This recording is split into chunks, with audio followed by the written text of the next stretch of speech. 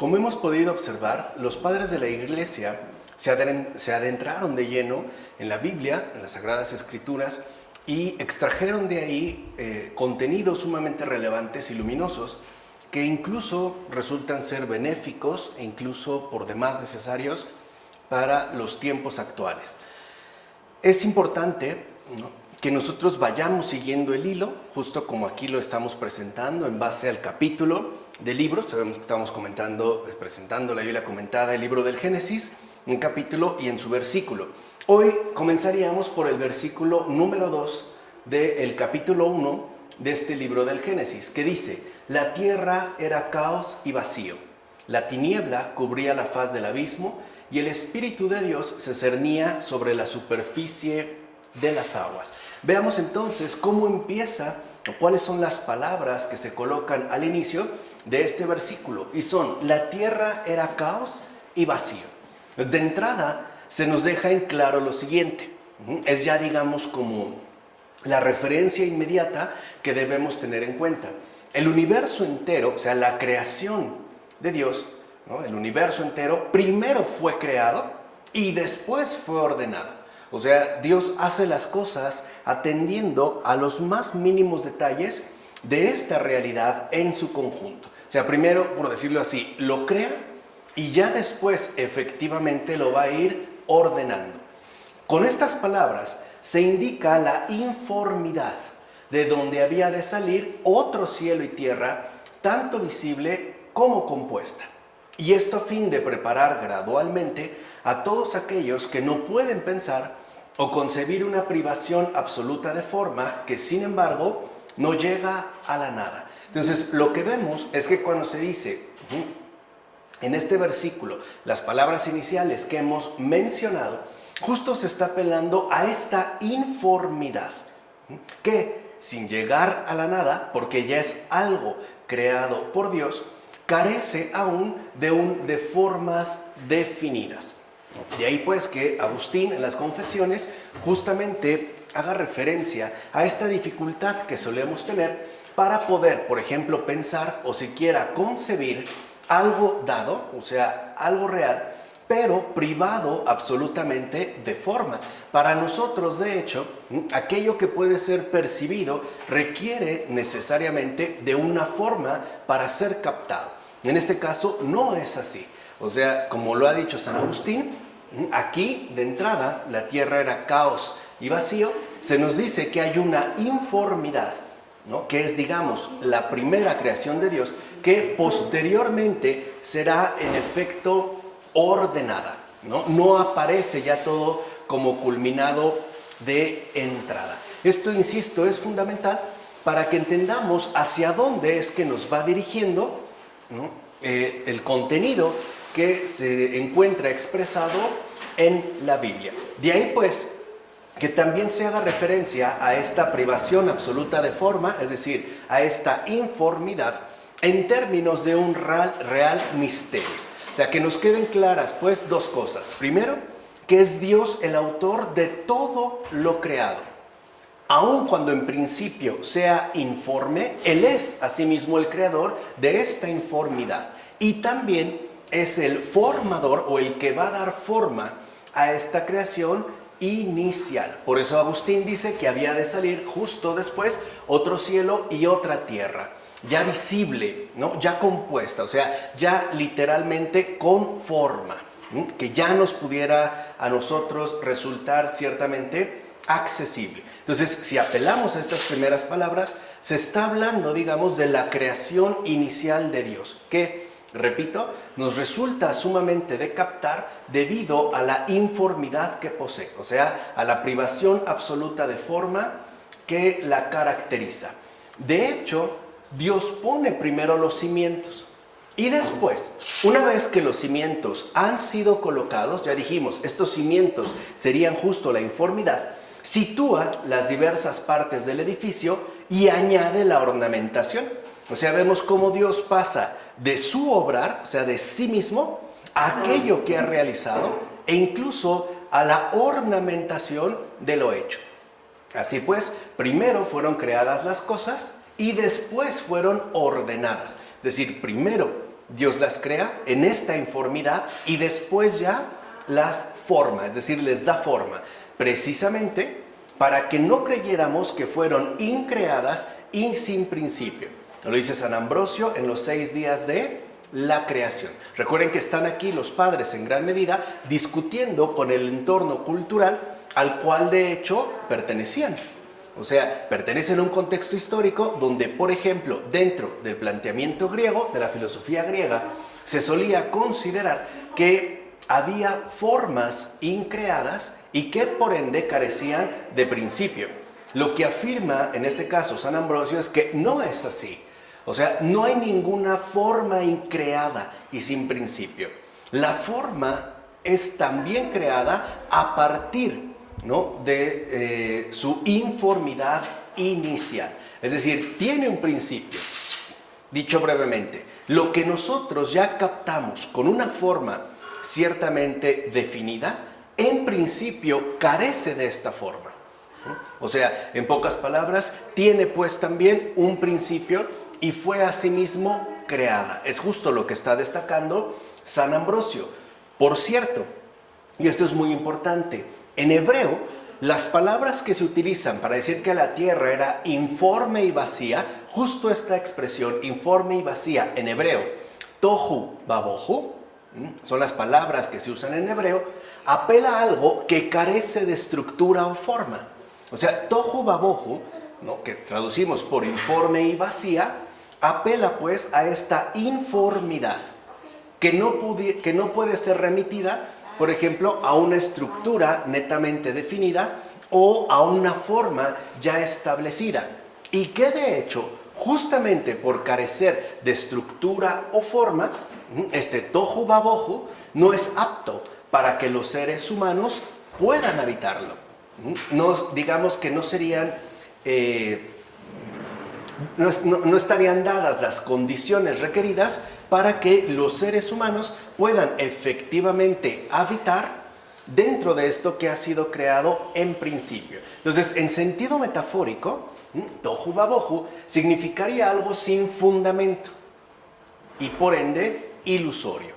En pocas palabras, no podemos considerar que el mundo en sí, o sea, el universo en su conjunto, sea algo consistente por sí mismo. Al decir, ¿no?, en sentido metafórico, que tohu babohu en hebreo significaría algo ilusorio, ¿no?, lo que se entiende es que el universo en su totalidad no se sustenta a sí mismo. O sea, el universo pues carece de fundamento por sí mismo. Y la razón es simple, porque ha sido creado. O sea, el principio, ¿no?, de todo el universo es justamente el creador. Por eso repito, cuando en hebreo se dice tohu babohu, se está apelando a algo que carece de forma, que requiere ser pues a sí mismo conformado y que nos deja en claro que sería algo que carece de fundamento. Incluso tohu, ¿no?, que sería, digamos, informe, parece estar relacionado etimológicamente con teon. Es otra palabra en hebreo y que se traduce por el abismo. Ahora, hay que entender esto. ¿Por qué hay esta familiaridad entre informe, tohu, y tehom, el abismo? ¿No? Porque se afirmaría que el mundo no es por sí mismo. Otra vez, no tiene un fundamento en sí mismo, sino que es siempre dado en relación al Creador. O sea, al establecer pues este parentesco etimológico con tehom, el abismo, queda claro que entonces el mundo no es por sí mismo. El mundo es por haber sido creado por Dios. O sea, el principio, ¿no?, el fundamento de todo el universo, de toda la creación, radica en Dios, no en sí mismo. Por tanto, la creación entera no es por sí misma ni el sostén de la vida en general. Por ejemplo, cuando hoy decimos, ¿no?, que es la naturaleza, ¿no?, la madre que da vida, etcétera, etcétera, estamos hablando en particular de plantas y animales, ni el fundamento de la vida humana en particular. Esto ya lo veremos, ¿no?, de manera muy puntual cuando abordemos los versículos que están consagrados a la creación del ser humano. Entonces, lo primero que debemos ya tener muy en cuenta es que toda la creación carece de un fundamento. No es por sí misma, es por Dios. Y por ende, todo lo que se da en la creación es algo dado por Dios mismo. O sea, digamos, correspondería a las formas específicas que Dios le ha concedido a esta creación hecha por Él. Así pues, ¿no?, lo que nosotros llamaríamos la naturaleza no es de donde brota la vida. Por ejemplo, de plantas y animales. Hoy que estamos tan habituados, ¿no?, a pensar que todo se reduce a un ciclo natural. Por ejemplo, pensar que la vida, desde a lo mejor el nacimiento de una rata hasta la gestación de un ser humano, es un proceso meramente natural. Lo que nos dice en el versículo 2, el Génesis, es que no es así. No es así. O sea, la vida en general no emerge de la creación, sino de aquel que la ha creado. Y por ende no es, digamos, el fundamento ni de la vida animal o vegetal y tampoco de la vida humana en particular. De hecho, la bondad de la creación, o sea, su fertilidad, su fecundidad, toda su riqueza, que nosotros ciertamente ya podemos apreciar, proviene de Dios. No es algo que tenga la naturaleza por sí misma y en sí misma. Es algo, pues, concedido por Dios. Y Él mismo la custodia, por así decirlo, de los elementos caóticos. La tiniebla, que ciertamente ya acechan y amenazan la aparición del universo habitado. Y aquí vamos a detenernos un momentito. No olvidemos que la caída de Satán y sus seguidores se da antes de la creación ya habitable. O sea, pertenece pues al punto, digamos, o más bien al ámbito netamente espiritual. Así pues, cuando la creación está ya, digamos, en vías de ser ordenada y ya creada, se está pensando en particular en el ser humano. No obstante, ya hay la acechanza y la amenaza de estos elementos caóticos que en lenguaje bíblico llaman la tiniebla, lo que nosotros diríamos, ¿no?, las fuerzas del mal, justamente, ¿no?, dirigidas contra el ser humano. Entonces, lo que vemos es que no es que el mal haya estado desde el principio. No es necesario, pues, que éste colabore para la creación del universo entero. De ahí puede, digamos, salir, pero no es parte de este proceso inicial de creación. Entonces, lo que hace Dios desde aquí es ya como custodiarla, protegerla de estos elementos caóticos que ciertamente ya acechan y amenazan la aparición del universo habitado por plantas, animales y finalmente por el ser humano.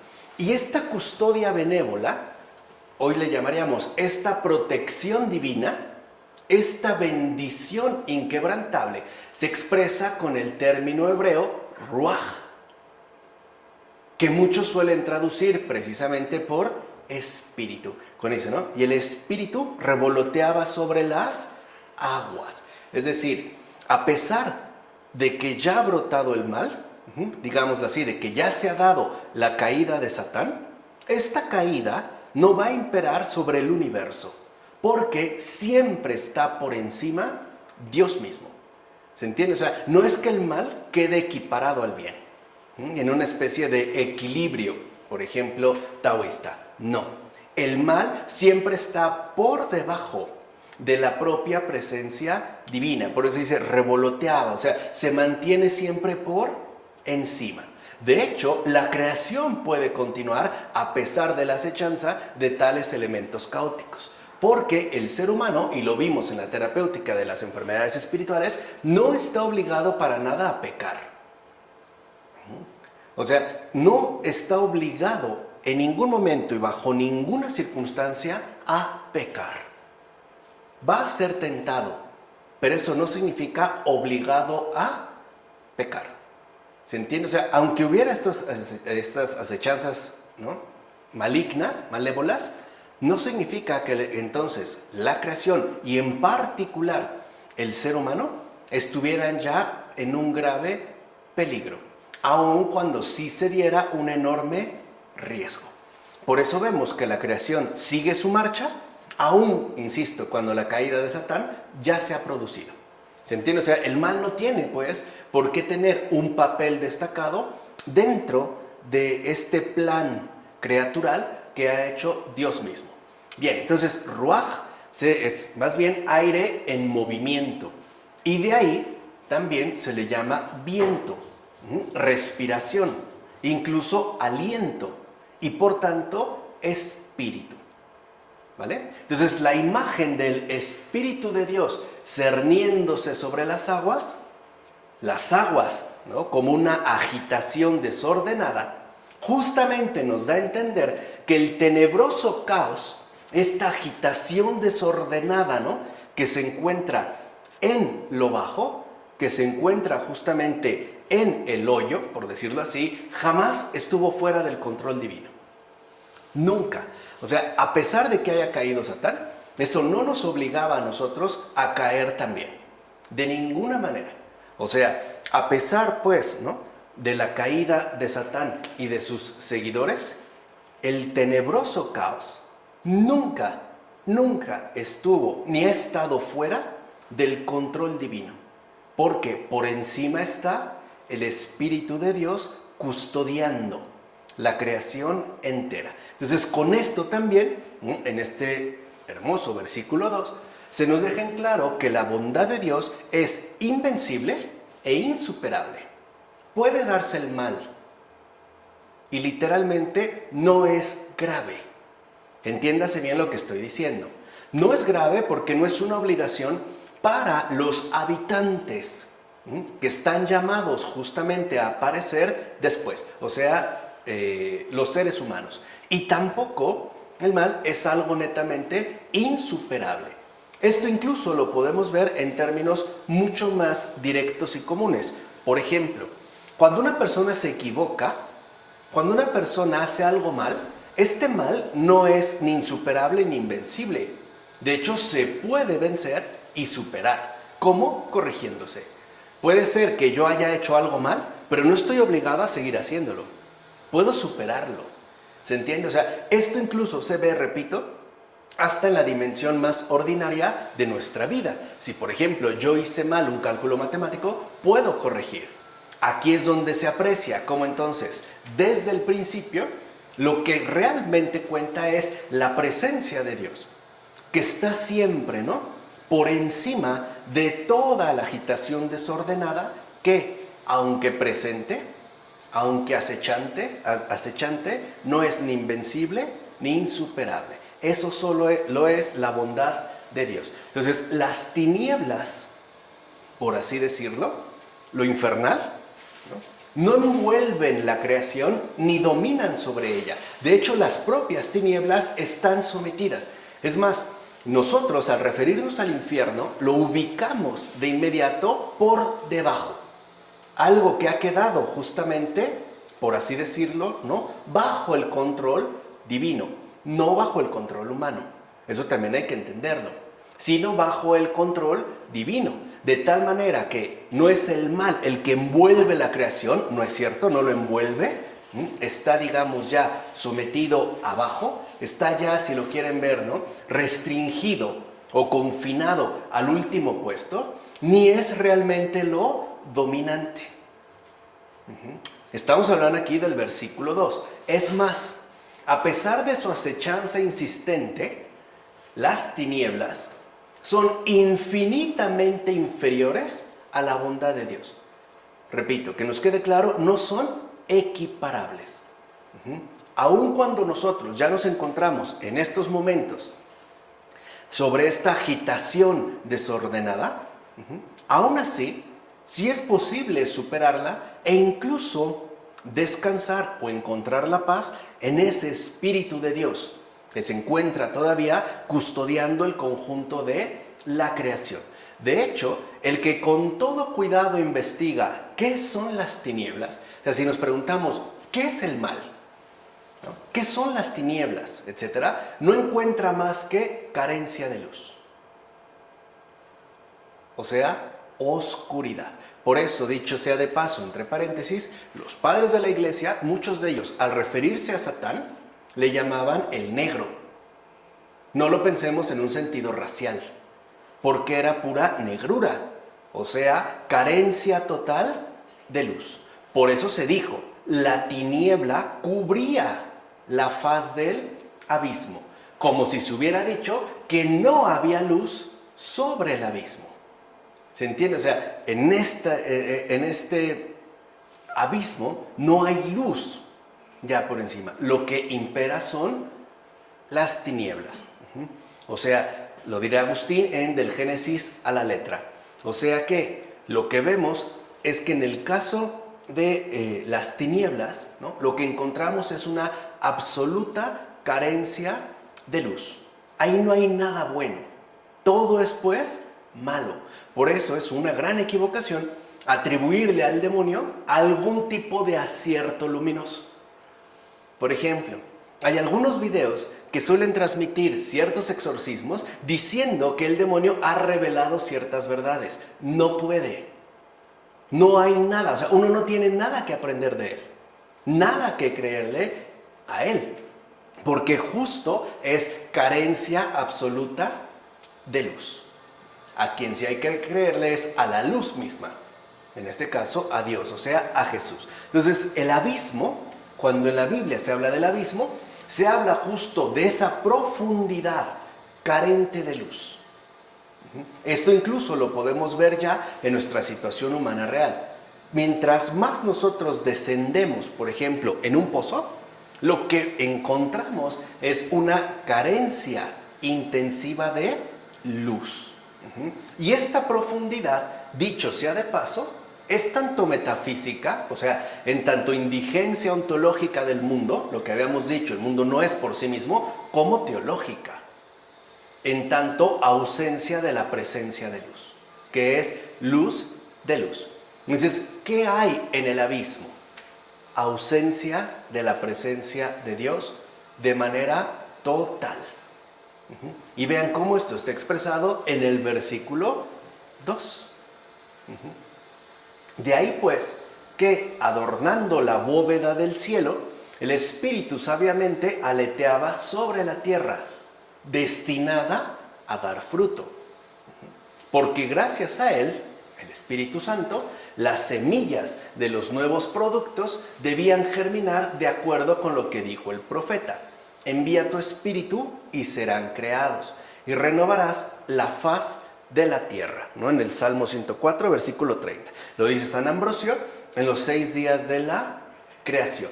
De hecho, la condición perfecta de la tierra le viene de su misma fertilidad, de su riqueza, su bondad, germinación de toda clase de plantas, brotes de grandes árboles frutales y no frutales, bellos colores y perfumes de las flores, y todas cuantas, poco después al mandato divino, van a surgir en la tierra y a adornar a la que las engendró, o sea, a la propia tierra.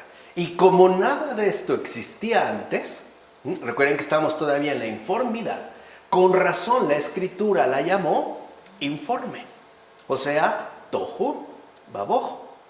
Todas estas cosas las podríamos decir también del cielo, porque todavía no estaba ultimado del todo, ni había recibido su belleza correspondiente, ya que no estaba iluminado ni por la luna, ni por el sol, ni coronado por los coros de los astros.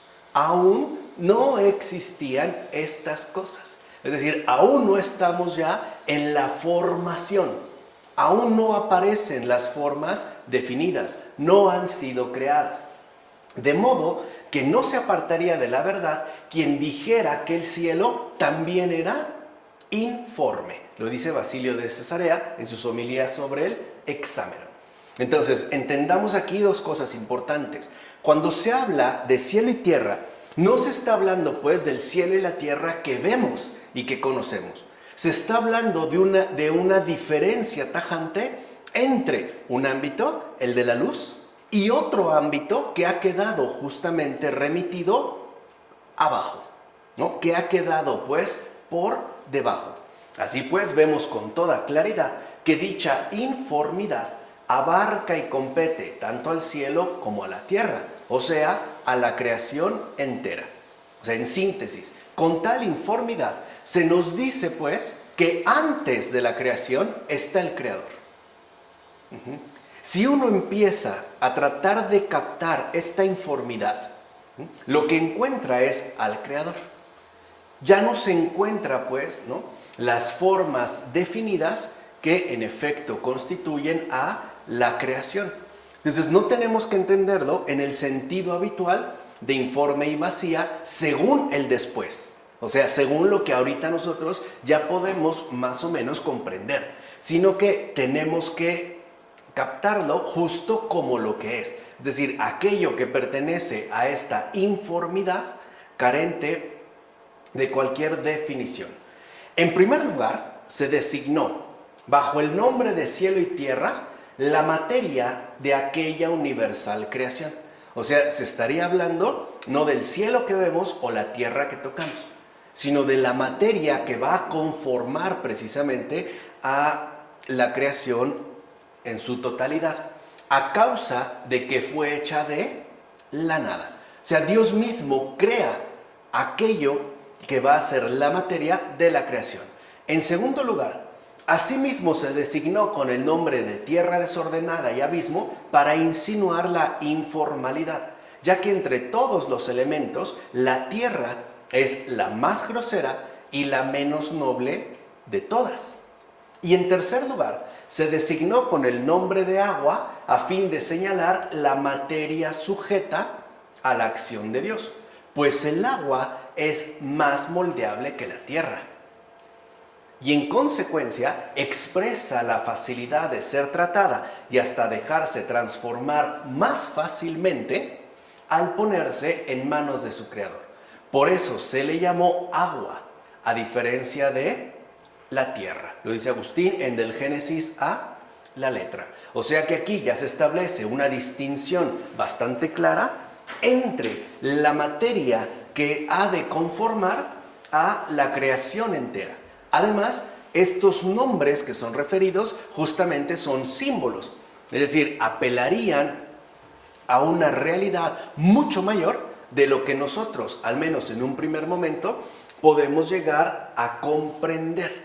De hecho, cuando se habla de cielo, se está hablando justo de esta docilidad, ¿no?, que correspondería a algo ligero, mientras que en la tierra tiende a darse justamente una pesadez, incluso una falta de maleabilidad, de docilidad. Si nosotros colocamos agua en un recipiente, de inmediato adquiere esa forma. La tierra no. Incluso si intentamos hacer una figura, suele quebrarse. O sea, no es tan manejable. Lo cual ya entonces nos remitiría justo a esta importancia que tiene lo que ha sido creado en relación con su propio creador. Además, el Espíritu Santo sopló sobre las aguas de un modo tal que las hizo fértiles. Es similar a la imagen de una gallina que se sienta sobre los huevos y que por medio del calor de la incubación los calienta y los hace fértiles. También aquí se nos tipifica una figura, es decir, son figuras, ¿no?, del santo bautismo que está por venir, ya que por medio del descenso del Espíritu se engendra a los hijos de Dios. Lo dice Sanefrén de Nícibe en sus comentarios sobre el Génesis. Entonces veamos cómo Sanefrén ya se percata de que al hablar de cielo y tierra se está hablando de un símbolo fundamental que va incluso a realizarse posteriormente, como por medio del bautismo. ¿Qué es lo que pasa, en pocas palabras, en el bautismo? Se da el descenso del Espíritu Divino que hace nuevas a las criaturas. Es así y únicamente así como se engendran a los hijos de Dios. Entonces ya vemos cómo desde el principio, a pesar de que se ha insistido en la informidad, se está insistiendo al mismo tiempo en la acción divina. y en todo lo que esto requiere. Por ejemplo, esa fertilidad, que después ya se va a hacer manifiesta. O sea, en pocas palabras, primero está lo que no vemos y después ya aparece lo que sí vemos. De hecho, convenía revelar desde el principio al Espíritu Santo, precisamente para que se crea que es igual al Padre y al Hijo en la obra de la creación. O sea, el hecho de que se mencione al Espíritu ya se está colocando a este, ¿no?, como lo que verdaderamente es, una persona de la Trinidad. Dios mismo, igual al Padre y al Hijo. En efecto, el Padre habló, el Hijo actuó, y por tanto era apropiado que también el Espíritu tomara parte y se mostrara por medio de su revoloteo, ya que de este modo se revelaba que Él, o sea, el Espíritu, forma parte de la Trinidad, acabando y completando todo. Lo dice también Efrén de Nisibe. Entonces, el hecho de que se haga esta mención al Espíritu es para que veamos cómo al principio lo que está es Dios, es decir, la Trinidad. Y que después no fuéramos a suponer que se trataba de un añadido, ¿no?, de una especie de adorno, quizá embellecedor, para remitirlo a Dios. No, sino que es justamente, ¿no?, la obra de Dios en su conjunto. Está involucrado, pues, ¿no?, desde el principio, en el principio, el Padre, el Hijo y el Espíritu Santo. Esto con respecto al versículo 2. ¿Qué pasa en el versículo 3? Dijo Dios, haya luz, y hubo luz. Vean cómo aquí ya se da algo particular. Dijo Dios, cosa que en los anteriores 2 versículos no había aparecido. Aquí sí. Entonces, la primera obra de la creación divina es la luz. Si entendamos esto, ¿no? La primera obra, después de tener las bases, la informidad, la primera obra de la creación divina es la luz. Y de este modo, Dios va a mostrar su absoluto dominio sobre todo lo creado. Y entendamos esto. De hecho, Dios no destruye la oscuridad. Si se dieron cuenta aquí, en ningún momento la destruyó. Dijimos, la dejó literalmente restringida, sometida, ¿no? Dios no destruye la oscuridad, una de las 2 fuerzas caóticas que fueran mencionadas en el versículo 2, sino que más bien la relega, o sea, la confina al tiempo nocturno, justo a lo que nosotros asociamos con la oscuridad. Entonces, no la destruye, porque aún esta oscuridad, aún relegada, no tiene, como les dije yo, por qué afectar de modo sustancial a la creación entera. Así, la oscuridad queda entonces integrada en la bondad sustancial del mundo creado. O sea, al no destruirla, significa que de fondo no constituye un real peligro para el conjunto de la creación, aun cuando no deje de ser una amenaza.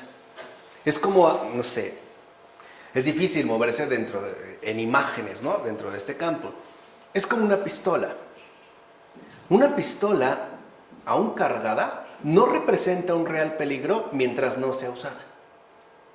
De hecho, mientras esté ahí, literalmente no va a causar absolutamente nada. El problema será cuando se quiere, ¿no?, involucrar con ello. Lo mismo pasa con la oscuridad. Entonces, la oscuridad no es algo esencial y ni siquiera puede incidir de manera tajante en la configuración de todo lo creado, es decir, el mundo. Adelantémonos un poquito. Aun cuando el mal ya está presente en la creación, por ejemplo, la figura de la serpiente tentadora, ¿no?, que acecha y finalmente hace caer a Eva y Adán, a pesar de eso, seguía siendo un paraíso. Eso es lo que quiero que entiendan. O sea, para nada eclipsaba ni mínimamente la obra divina.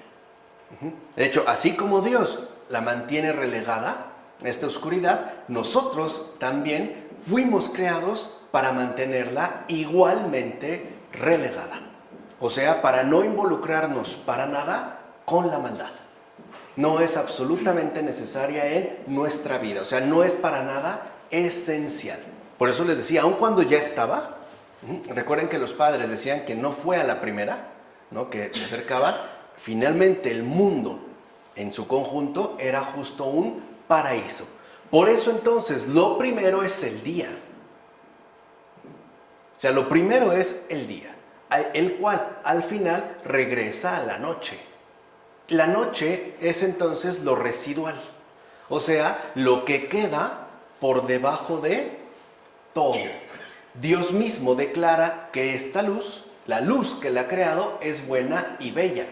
Y esta declaración no es resultado de una deducción hecha a partir de la mera experiencia humana, sino que, no debemos olvidarlo, procede del mismo Dios. En consecuencia, es Él quien afirma y confirma, a pesar de todo, o sea, a pesar, ¿no?, de esas fuerzas maléficas, la bondad esencial de toda la creación. O sea, aunque hay mal en el mundo, Dios está primero. Y Dios es absolutamente bueno. Por eso, el real fundamento de todo lo creado es el bien. Es decir, Dios. Aun cuando el mal haya aparecido e incluso haya quedado relegado sin ser destruido a un papel, por así decirlo, más bien secundario. Entonces lo que dice Dios es, ok, ya hay esta oscuridad, ya ha caído Satán, ¿no?, por decirlo claramente, y sus seguidores, y no obstante esto, la bondad esencial de toda la creación ha quedado intocada. Porque es Dios el fundamento de todo. Así pues, puede decirse que aunque ciertamente hay noche y por ende oscuridad, la creación entera reposa en la bondad, es decir, en Dios mismo.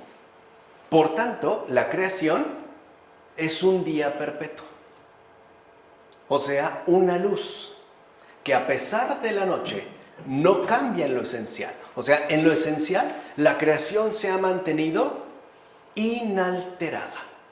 Es la creación un día perpetuo. De hecho, en términos quizá más recientes, lo que podemos afirmar es que aun cuando nosotros veamos mal en el mundo, podemos encontrarle un sentido a esto que ocurre. ¿Cómo? A la luz de la propia creación. O sea, según la luz. Cuando una persona dice no hay mal que por bien no venga, lo que está diciendo es que, ¿no?, a pesar de todo, hay algo bueno. Bueno, no es que haya algo bueno, es que alguien bueno es el que está en el fundamento de todo lo creado. Entonces, lo primero que se nos invita, ya en este versículo 3, es a contemplar la creación como lo que es, o sea, un día perpetuo, una luz que sí tiene noche, pero en lo esencial esto no se altera para nada. Lo vemos en el Salmo, ¿no? Aunque suba a las alturas, ahí estás tú. Y aunque bajara, ¿no?, a lo hondo del abismo, también ahí estás ¿qué? Tú. O sea, en pocas palabras, la creación, repito, es un día perpetuo. Con esto se deja en claro que únicamente es Dios el autor de la creación. En efecto, Dios es el autor de la luz. El mundo, en cambio, es el lugar y la causa de las tinieblas. Pero el buen Creador dijo la palabra luz de tal manera que el mismo mundo se abriese a la luminosidad infundida y por tanto a sí mismo embelleciera su aspecto. Así pues, resplandeció inmediatamente la luz y desaparecieron las tinieblas con tal claridad. Lo dice también San Ambrosio en los 6 días de la creación. Entonces vean, dice Dios, haya luz, y lo que hace es que entonces las tinieblas desaparecen de inmediato, justo como sucede cuando entramos a un cuarto oscuro y encendemos una luz. ¡Pum! La pregunta es, ¿dónde quedaron las tinieblas? Eso es importante, o sea, ¿a dónde se fueron? Ahí vemos su papel inesencial. Eso es lo que habíamos dicho al principio, incluso esta especie de carácter ilusorio. De tal manera que aun cuando la maldad ciertamente, ¿no?, puede como afear lo creado, Dios no permite que esto se quede como una especie de huella permanente, sino que todo sea bueno y bello.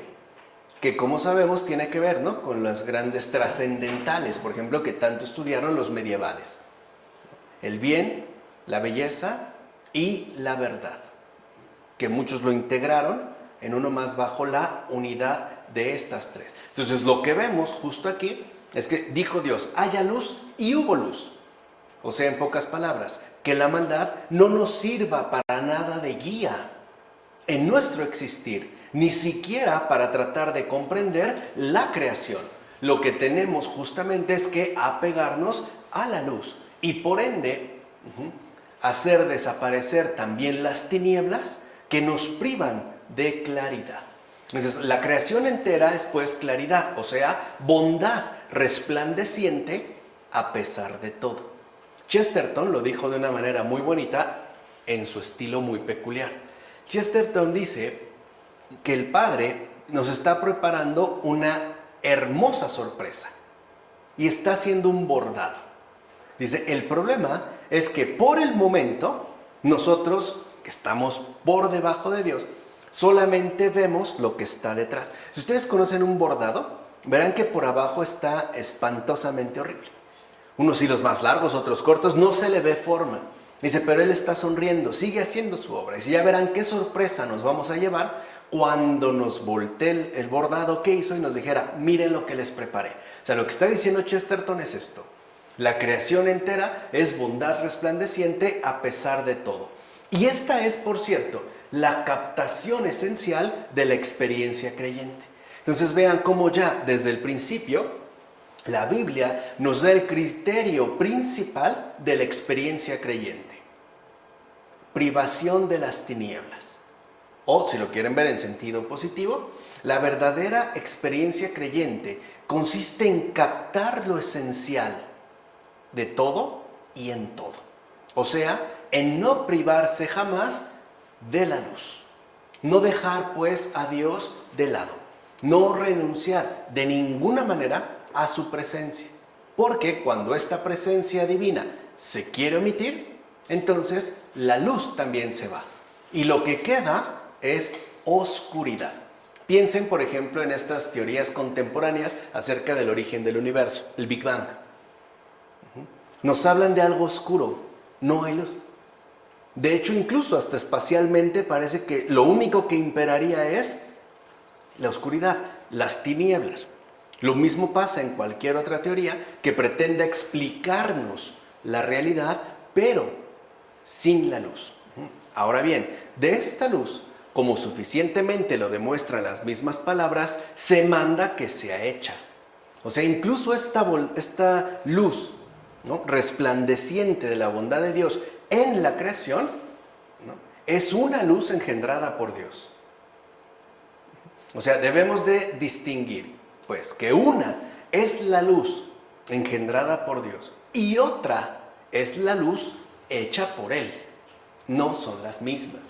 La nacida de Dios es la misma sabiduría de Dios, mientras que la hecha por Él es cualquier otra luz más bien mudable, sea corpórea o incorpórea. Lo dice Agustín en Del Génesis a la letra. Entonces hay una luz increada, pero esta es la misma sabiduría divina, o sea, el mismo espíritu divino.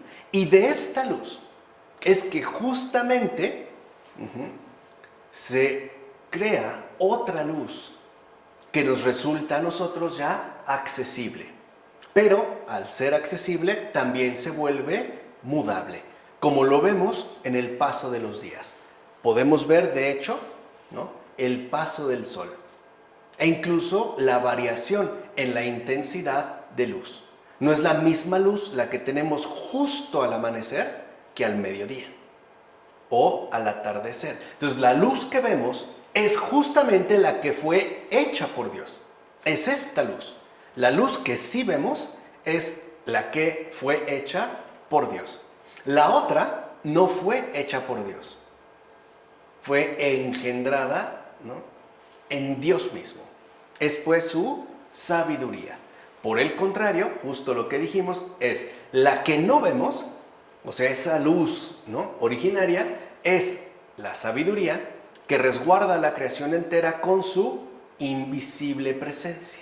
Entonces es justo otra de las insistencias de los padres de la iglesia, que seamos capaces de pasar de lo que vemos a lo que no vemos. Que pasemos pues de lo visible a lo invisible. Que nosotros podamos acceder del mejor modo posible, es decir, con sabiduría, a esa invisible presencia. Que ahora, ¿no entienden? No lo que yo les había dicho, es, en términos de Michel Henry, pasar de lo óntico a lo ontológico. Por eso nos es tan complicado. Yo les decía, si uno tiene más o menos familiaridad con los padres de la iglesia, la lectura de Michel Henry se facilita muchísimo. Porque justo los padres nos enseñan a dirigirnos, según la sabiduría, hacia esa invisible presencia. Es decir, hacia ello, hacia aquello que en efecto nosotros no vemos. O repito, como dijera Michel Henry, no tiene nada de óntico, sino que es puramente ontológico o esencia. Bueno, así pues, la luz nacida de Dios era libre para poder dispersarse por todo lo creado sin quedar sujeta. Pero no se derramó en la tiniebla que estaba extendida por todo lugar. Cuando la luz fue y volvió, se derramó. Al irse, se le dio poder a la noche, ausencia de luz. Y al volver, se le puso fin a su poder. O sea que, lo dice Efrén de Nícibe en sus comentarios sobre el Génesis. Y esto es muy importante. Esta luz invisible que no vemos es justo la que resguarda a toda la creación. Esta luz también ha puesto, digamos, el orden de acuerdo a lo que es decir, sabiamente, al acontecer o al suceder de lo creado. Dice, primero se extiende, es decir, eso es lo que domina. Al retirarse, lo que surge es la noche. Imagínense un bosque oscuro y una persona acercándose con una antorcha. Mientras más se aleja, parece que en efecto, ¿no? Se van como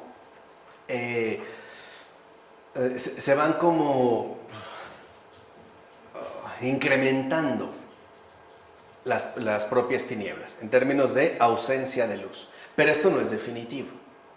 Incluso después esta luz vuelve y entonces se le pone fin a su poder.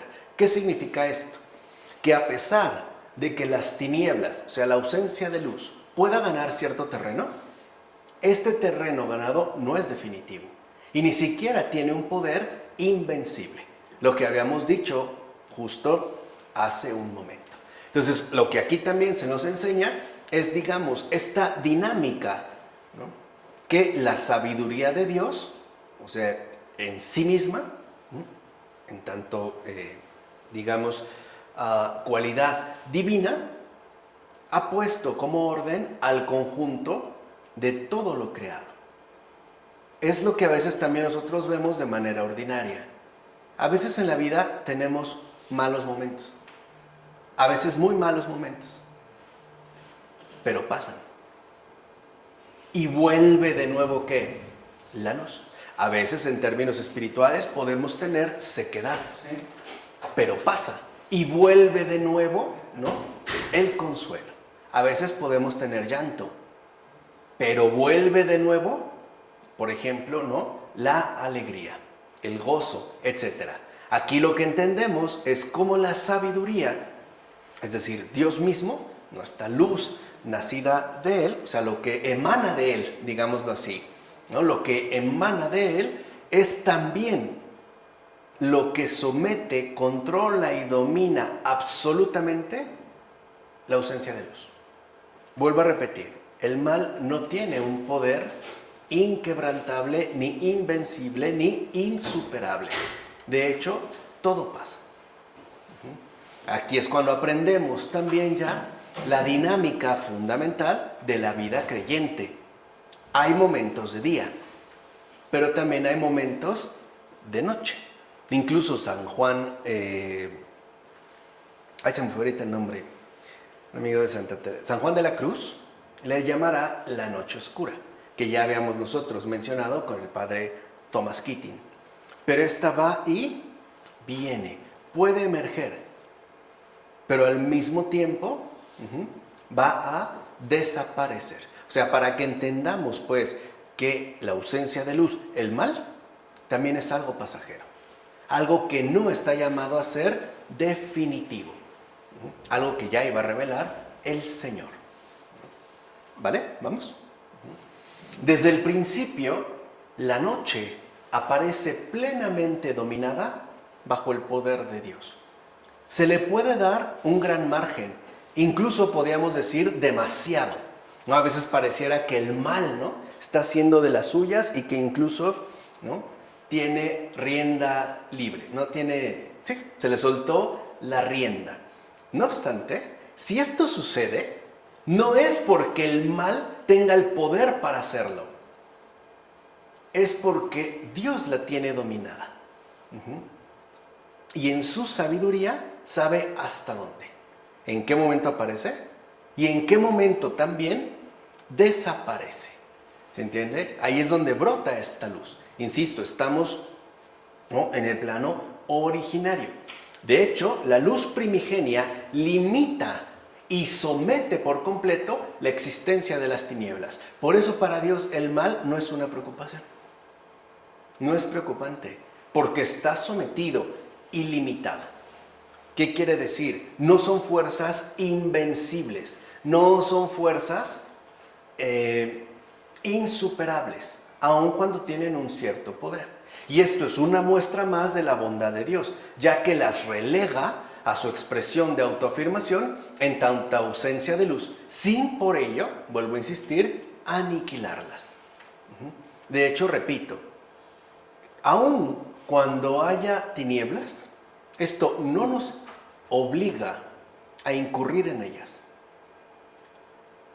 O por poner una imagen quizá un poco más literaria, aun cuando el diablo existe, no estamos obligados a pactar con él. No es necesario ni siquiera aniquilarlas, lo que veremos en otros textos bíblicos. Dios jamás se arrepiente de lo que ha creado, porque en su bondad todo está, pues, si lo quieren ver así, bajo control.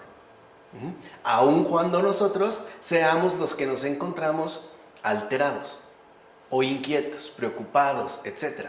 Pero eso es porque no estamos afianzados en lo esencial, es decir, justo en esta luz primigenia, o sea, en la bondad divina. ¿Ok? Así llegamos entonces al versículo 4. Vio Dios, fíjense, con esto que hemos comentado, ¿no?, un poco a grandes rasgos, de la mano de los padres de la iglesia, ahora va teniendo más sentido, no sé si lo captan, ¿no?, lo que nos está afirmando el Génesis. En el capítulo 4 dice, vio Dios que la luz era buena y separó Dios la luz de la tiniebla. O sea, primero la sabiduría de Dios ordena el conjunto de lo creado y después, como dijimos, va a poner también los criterios, digamos, funcionales para ordenar la creación en su conjunto. Entonces, lo primero que aparece es el día, no la noche.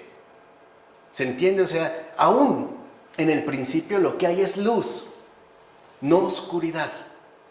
Lo primero que siempre aparece es el día, la luz, no la noche, no la oscuridad. La noche siempre viene después del día, no al revés. O sea, no es que de la noche salió quién sabe cómo el día. No, es al revés. Primero el día y ya después viene la noche. Entonces, con esto se establece también claramente un orden de sucesión sumamente importante. O sea, ya con esto, ¿no?, se nos deja en claro que es la sabiduría divina la que realmente está organizando toda la sucesión según un orden. La tarde es el límite común del día y de la noche, como también la mañana es la vecindad de la noche en relación al día. De hecho, no sé si les ha pasado que en algún atardecer no sabría, a veces hasta lo confundiríamos con un amanecer, incluso parecerían tener, ¿no?, mucha cercanía.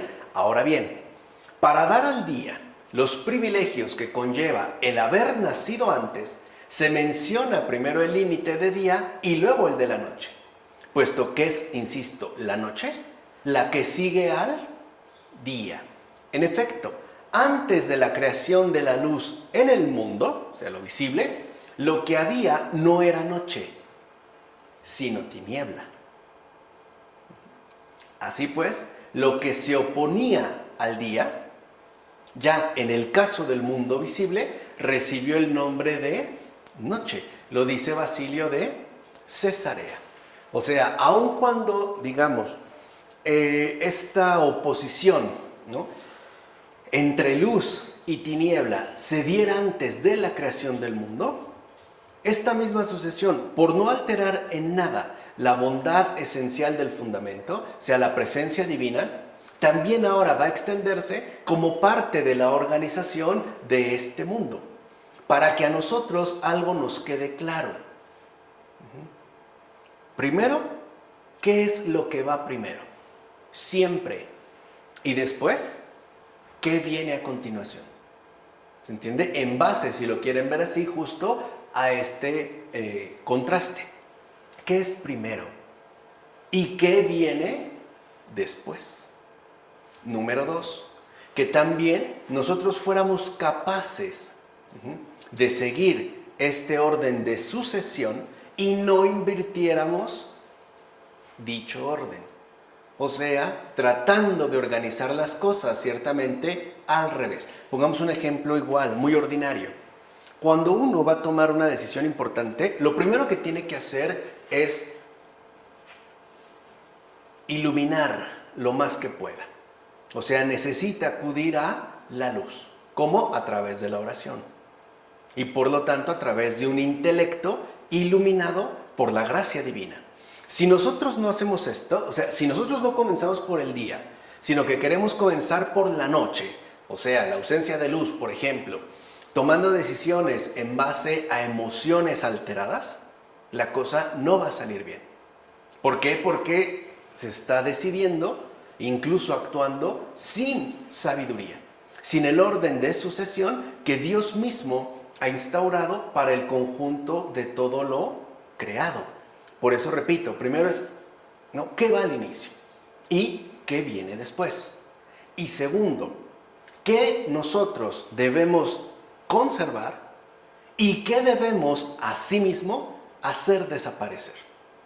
Esto también es para que vean que a pesar del pecado, estos son los principios, es lo que quiero que se entienda. Estos son los principios fundacionales de toda la creación que Dios ha instituido y por eso no cambian. Incluso hasta la fecha, la idea es que nuestra vida sea buena, que sea día, que sea luz. No que hagamos malas acciones que finalmente nos conduzcan a una noche existencial, a una ausencia de luz. O sea, que entendamos pues a qué hemos sido justamente llamados. Entonces, lo que queda claro es que lo que se opone a la luz increada es la tiniebla. Entonces, la tiniebla es la oposición espiritual a la luz que es Dios. Es lo demoníaco. Porque recuerden, aquí estamos hablando todavía en el ámbito de lo informe. Dios no ha conformado, no ha dado forma a esta informidad que Él ha creado primero.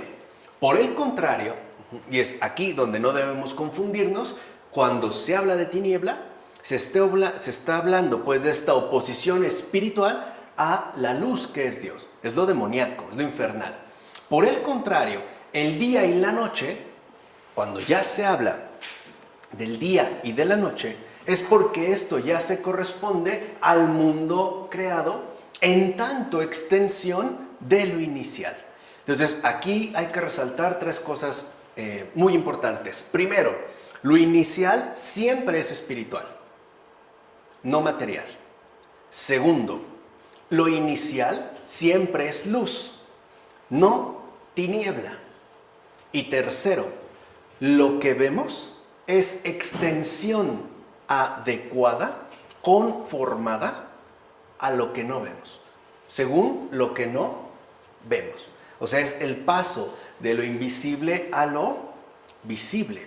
Y así como en el ámbito espiritual ya se ha dado esta oposición a Dios, también en este mundo creado, también puede darse esta misma oposición. Por eso se nos ha dejado, digamos, de manera muy evidente el contraste claro que hay entre el día y la noche. Es más, para nosotros la noche puede despertar cierta inquietud, incluso miedo, o los lugares muy oscuros, porque ahí como que olfateamos algo o escuchamos algo que nos dice que esto apunta hacia la no presencia de Dios, justo para que salgamos huyendo de ahí y nunca nos alejemos de la luz. O sea que no es, así como la creación es un día perpetuo, también nuestra vida tiene que ser un día perpetuo. Tiene que ser pues pura luz, nada de tinieblas. Por eso Dios vio que la luz era buena. O sea, la tiniebla no eclipsa ni interrumpe el fundamento primario de su obra. Está, como dijimos nosotros ya, sometida. Está, vuelvo a repetir, bajo control. Siempre a Dios nada se le sale de las manos. Y nadie se burla de él. Nadie. Nadie está por encima de él. Ni el demonio ni un ser humano. Ni lo espiritual ni lo material. Nada ni nadie. De hecho, no se debe entender esta sentencia como una explosión de alegría por parte de Dios ante un bien inaudito y extraño. Como algo sorprendente. ¡Ay, mira qué bueno es esto! Como si lo desconociera, ¿no? Como cuando nosotros sí nos pueden dar a lo mejor un regalo que nos resulta sorprendente.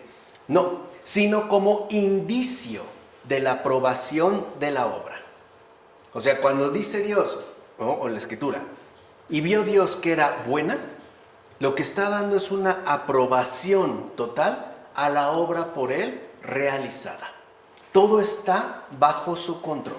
Incluso con una imagen más acertada podemos decir que cuando Dios dice en este primer momento, vio Dios que la luz era buena, es porque todo está en sus manos. Todo está en sus manos. Porque, ¿qué cosa se dice de Dios más adecuadamente en cuanto puede expresarse por los hombres que cuando se escriben estas palabras, dijo, fue hecho, le agradó? Justamente para que se entienda que en aquella palabra, dijo, se exprese el dominio de Dios. O sea, ¿quién realmente domina en esta creación? Dios. Aun cuando veamos nosotros, ¿no?, la emergencia de la noche e incluso, digamos, la incidencia o la molestia provocada por las tinieblas, y en la que se consignó, fue hecho, se declare su poder, y en la que se estampó, le agradó, se manifieste su bondad. Entonces, vemos que justo, ¿no?, en Dios se da el dominio, el poder. Y este dominio y poder no es una imposición despótica, es más bien una clara concreción de su respectiva bondad. Pero, como estas cosas inefables debieron comunicarse por medio de un ser humano a otros seres humanos, pues también debieron expresarse de tal modo que pudieran ser de gran provecho para todos. Lo dice Agustín en Del Génesis a la letra. O sea, no solo podríamos nosotros, ¿no?, referirnos a algo que nos resulte inaccesible y finalmente sin provecho. Queda claro entonces que el verdadero poder de Dios y por tanto su soberano dominio es justo la bondad. Esto es lo que también nosotros ya debemos de tener excesivamente claro. O sea, el verdadero poder de Dios y por tanto su soberano dominio es la bondad. Por eso cuando crea al hombre, ¿no?, y a la mujer a su imagen y semejanza, la imagen suya los creó, etc., y les manda dominar sobre la creación, sobre las aves, los animales, lo que les está diciendo es que si fuimos hechos a su semejanza, entonces el dominio que se nos ha confiado, este poder de dominio sobre la creación entera, tiene que darse también en términos de bondad, no de despotismo, no de injusticia, no de abuso, no de violencia, no de matanza, sino de bondad pura. Es decir, tal y como Dios justamente lo ejecuta. Así pues, al decir, y vio Dios que la luz era buena, con ello no se entiende que Dios se despojó de los vestidos de luto para poder engalanarse ante un bien desconocido, sino que más bien se complació por una obra perfecta. Entonces lo dice Agustín en Del Génesis contra los maniqueos. Veamos entonces aquí. Dios se complace de la obra perfecta que Él ha realizado, a pesar de todo. O sea, a pesar de que aparecieron las tinieblas, su obra no deja de ser perfecta, precisamente porque es suya. Es decir, la obra hecha por Dios se sustenta en su bondad original, que de hecho, y eso es lo más importante, ¿no? Algo que también los padres van a destacar, en que prevé y garantiza la gloria final. Es decir, aunque para nosotros, después del pecado, sea noche, en el principio, ¿qué fue? Día. Y dijimos, la noche no es permanente, esta finalmente pasa. De hecho, podríamos decirlo que hay tres momentos. El día inicial, la noche temporal, después de la caída, y el retorno del día luminoso, la gloria final. Por eso es tan importante que también nosotros pensemos, por ejemplo, los últimos tiempos, no como algo catastrófico, en particular como hoy se suele insistir, ¿no? Como algo temible, que debemos huir y encerrarnos y no sé qué. No, sino como una manifestación de la bondad divina. La gloria final de la perfecta obra de Dios está garantizada. Esa es la luz de la cual no debemos privarnos. Por eso se nos invita a estar atentos y vigilantes, para que las tinieblas no nos engañen ni nos entrampen en sus embustes y múltiples mentiras. Tenemos que acceder de nuevo, pues, a la bondad original de Dios, a lo esencial, que incluso desde el principio, y ojo, y antes de la creación del mundo visible, porque ya ha creado lo informe, lo invisible, prevé y garantiza la gloria final. Eso es quizá lo que hoy en día nos falta. De hecho, podemos decir que aun cuando faltan varios versículos para hablar del pecado, y de hecho bastantes, ¿no? De acuerdo al desarrollo temático que aquí se está expresando, ya está previsto, pues, que lo verdaderamente triunfante es esta gloria final de Dios que ha estado presente desde el principio. Repito, hay como tres tiempos. Día, la creación entera, pecado, caída, noche, que es en lo que todavía nos encontramos, y regreso de ese día inicial y perpetuamente luminoso, lo que llamaríamos la gloria final, es decir, la resurrección, el juicio. ¿Se entiende? O sea, ahí para que veamos cómo muchas veces para nosotros todo es noche y todo lo vemos mal, o pensamos que todo está muy mal. Sí, pero ¿desde dónde? ¿O a partir de qué? ¿O a qué nosotros nos estamos refiriendo en particular? Necesitamos pues ir siempre, ¿no?, al sustento de todo. Es decir, encontrar o ver a Dios en todo. Esa es contemplación. En efecto, Dios, que puede prevenir el futuro y por tanto valorar en su conjunto las cosas aún por venir, alaba, como si ya hubieran alcanzado su perfección, las cosas que todavía están en sus comienzos, previniendo con su conocimimiento el fin de la obra apenas iniciada, lo que dice Ambrosio, ¿no?, en los 6 días de la creación. Entonces vean, Dios puede prevenir el futuro, para Él no hay nada oculto, no hay nada desconocido. Ahora, que lo pueda prevenir no significa que lo va a imponer, porque de por medio está la cuestión de la libertad. Pero lo que hay que tener en cuenta es esta especie de alabanza que Dios mismo realiza al ver la obra concluida. O sea, desde el principio hasta su final consumación. ¿Por qué seguimos pensando, por ejemplo, que Jesús va a venir con una cara de enojo, ¿no?, y terriblemente iracundo a tratar de condenar a los más que pueda? El terrible juez. ¿Por qué hemos perdido de vista esta alabanza cuando llega justamente como el glorioso Redentor? Viene para nuestra salvación, no viene para nuestra condenación. Él no es el condenador, Él es el Salvador, ¿no? Y creo que ya es momento de tomárnoslo muy en serio. Así pues, Dios desde el principio, con esta luz, ¿no?, y dijo Dios, haya luz, con esta luz, ya ve lo que ha emergido desde el comienzo, ya la ve culminada, justo como una gran obra digna de alabanza. ¿Se entiende? O sea, su perspectiva no es la nuestra. A pesar de todo, Él ya sabe que al final todo saldrá bien. ¿No ese es el mensaje principal de Nuestra Señora de Medjugorje?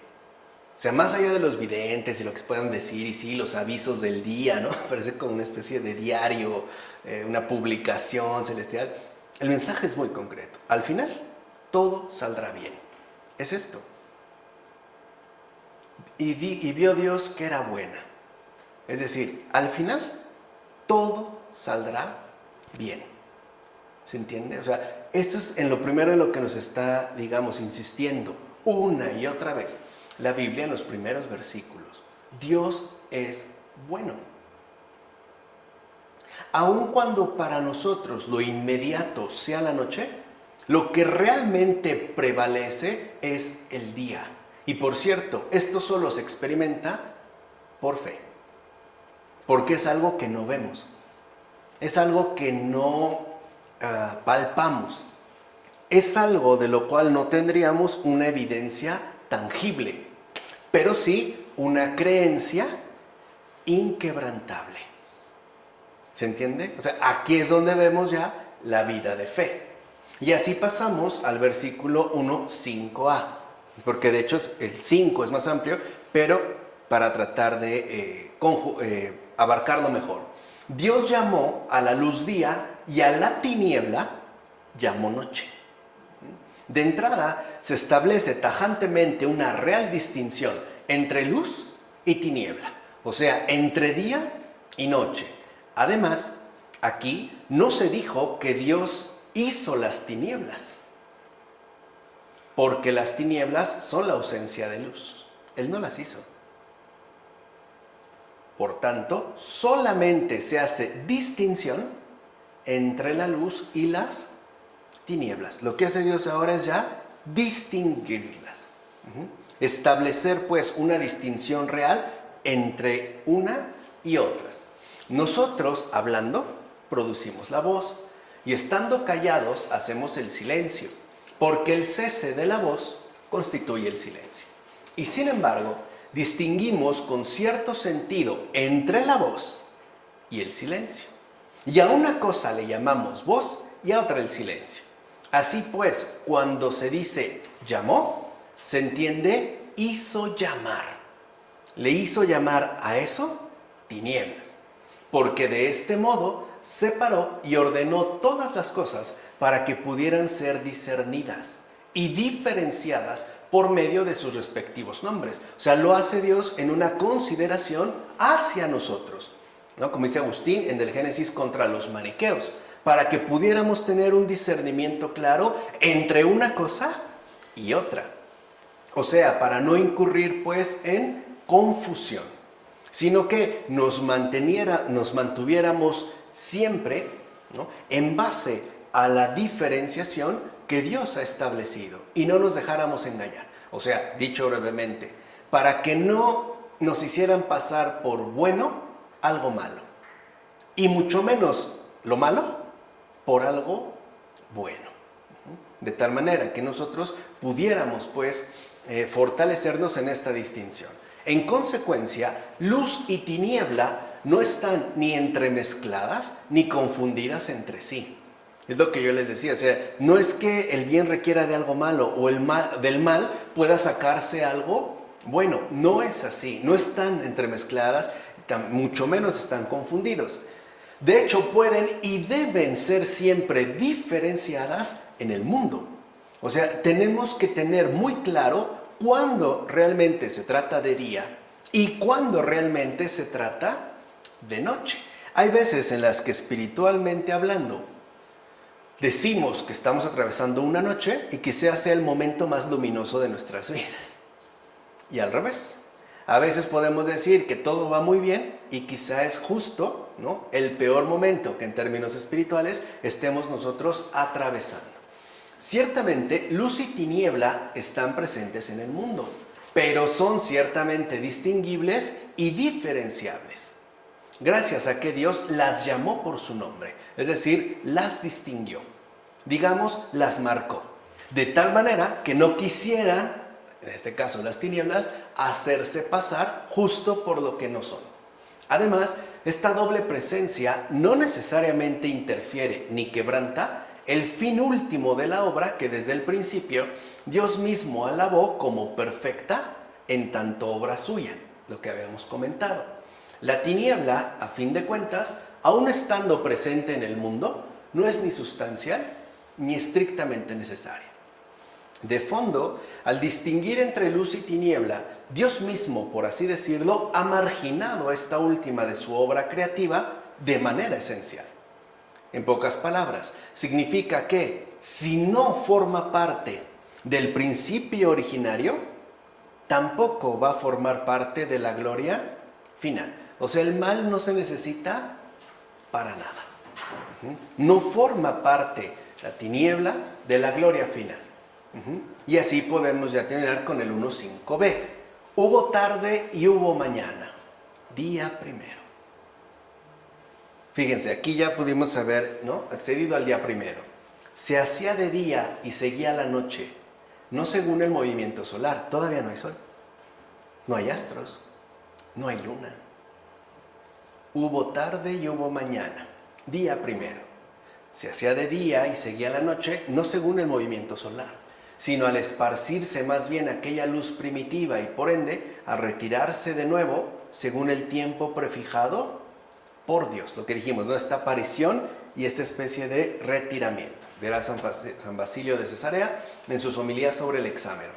Con esto se deja en claro lo siguiente, lo va a decir Efrén de Nícibe en sus comentarios sobre el Génesis. La luz es lo que vino a la existencia el primer día. Y por tanto, es lo que acompañará al resto de las obras que vendrán después. Lo primero siempre es primero. Aunque aparezca algo después. Su principio inicial justamente es la luz. Pensemos en el caso del demonio. Aún en el demonio, en su principio es Dios, y él lo sabe. Porque él no fue creado así. Fue creado de una forma muy distinta, como un ángel lleno de luz. De hecho, podríamos decir como un ángel hiperluminoso. O sea, aún así lo remite a él. Y de hecho, el demonio es demonio por negarse a él, por rechazarle a él. No es, pues, separable. No hay una especie de autosuficiencia. Entonces, lo primero que siempre se encuentra es la luz. Y esta luz va a acompañar a todo lo que aparezca después. Así, la tiniebla no juega ningún papel o sea, no tiene nada que ver con la posterior obra creacional de Dios. O sea, justo para que no confundamos que todo aquello que va a ser creado a continuación tuvo algo que ver, ¿no?, o tuvo algo que ver el mal, la tiniebla.